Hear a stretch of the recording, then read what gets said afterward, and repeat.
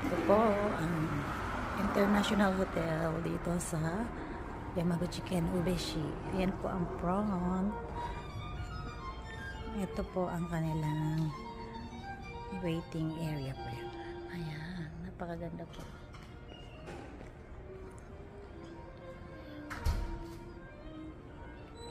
Andun po sa kabila yung International Hotel Ube Annex.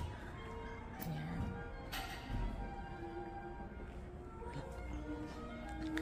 At dito naman po yung mga restaurant sa loob. Dito po.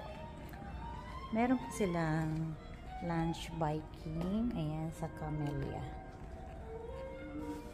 Ayan po ang Camellia. Dito po sa likod. Nandito po sa loob ang Camellia.